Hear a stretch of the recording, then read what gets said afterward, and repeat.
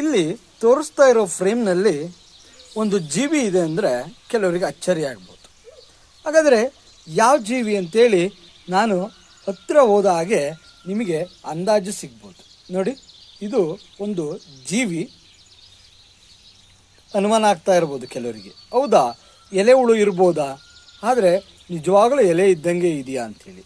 ಆದರೆ ನಾವು ಗಮನಿಸಿದರೆ ನೋಡಿ, ಇಲ್ಲಿ ಎಲೆ ಹುಳ ಇದೆ.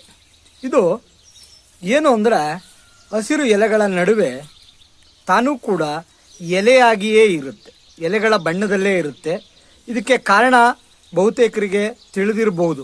ಏನು ಅಂದರೆ ಈ ಎಲೆ ಹುಳುಗಳು ನಡೆಯುವಾಗ ಈ ಪಕ್ಷಿಗಳು ಅಥವಾ ಬೇರೆ ಯಾವುದಾದ್ರೂ ಪ್ರಾಣಿ ಇದನ್ನು ಗಮನಿಸಿ ಹಿಡಿದು ತಿನ್ನುವಂಥ ಸಾಧ್ಯತೆ ಇರುತ್ತೆ.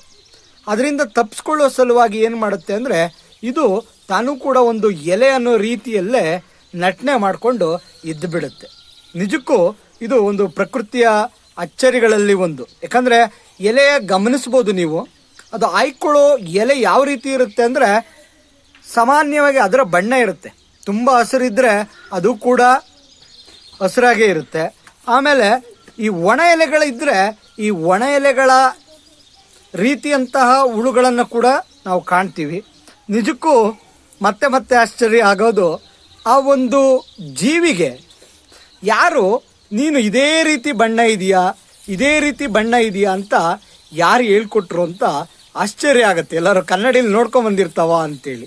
ನೋಡಿ, ಈಗ ನಾವು ಗಮನಿಸ್ಬೋದು ಇದರ ಕಾಲುಗಳನ್ನು, ಕಣ್ಣುಗಳನ್ನು ಎಲ್ಲವನ್ನ ಕೂಡ ನಾವು ಗಮನಿಸ್ಬೋದು. ಈ ಒಂದು ಅಚ್ಚರಿಯನ್ನು ನಾವು ಗಮನಿಸಬೇಕು. ಜೊತೆಗೆ ಈ ಪ್ರಕೃತಿಯಲ್ಲಿ ಇವೆಲ್ಲ ಇದ್ದಾಗಲೇ ನಿಜವಾಗ್ಲೂ ಅರ್ಥ ಬರೋದು. ಅವುಗಳ ಉಳುವಿನ ಬಗ್ಗೆ ಕೂಡ ನಾವು ಗಮನವನ್ನು ನೀಡಬೇಕು.